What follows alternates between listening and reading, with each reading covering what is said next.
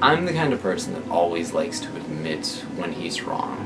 And I've realized that my entire approach to fighting for animal rights has been just completely off. The idea of like speaking out for animals, trying to inform people about how animals are treated, all those things, dead wrong. And fortunately, I stumbled upon a video by some brothers that are vegan. I think the video was entitled like How to Do Nothing, Never Tell Anyone You're Vegan, Constantly Make Peace with Everyone, and then Magically Animals Will Gain Rights. Something like that. I don't remember the exact title, but I'm sure you can find it.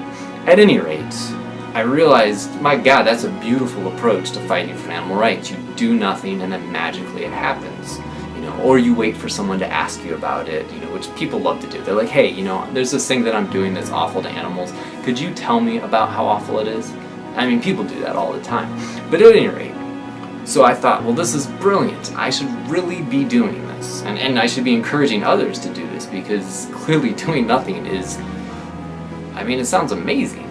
So before I started advocating it to others, I wanted to look into historical examples of where this same approach has been applied.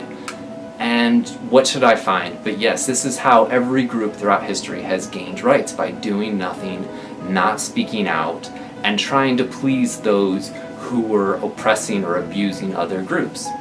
So I looked at the civil rights movement for African Americans, and what should I find but the concept of Uncle Toms.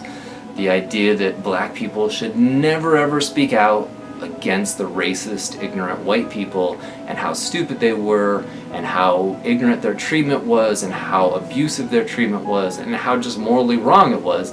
Instead, they should just be absolutely silent about this, do everything they could to please these ignorant, racist white people, and they'd gain rights. And I'm pretty sure that's what happened. Some would say Rosa Parks, Martin Luther, King Jr. had something to do with it. Probably not, right? It's probably just being silent that led to it. And same thing with gay rights. Like, yes, there were some vocal gay right activists, but I'm pretty sure they had nothing to do with it. I think it was the ones who stayed in the closet and never said anything about it.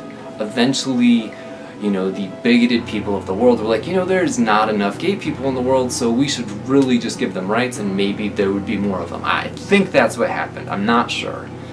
But my sense is that, these brothers that are vegan are right. We should be absolutely just overbearingly friendly about veganism to non-vegans and make sure that we're always doing everything we can to coddle them and make sure that they feel at ease. Because, honestly, whose suffering is worse? The baby cow that's suffering, or a non-vegan who's causing that suffering, having to realize they're causing that suffering?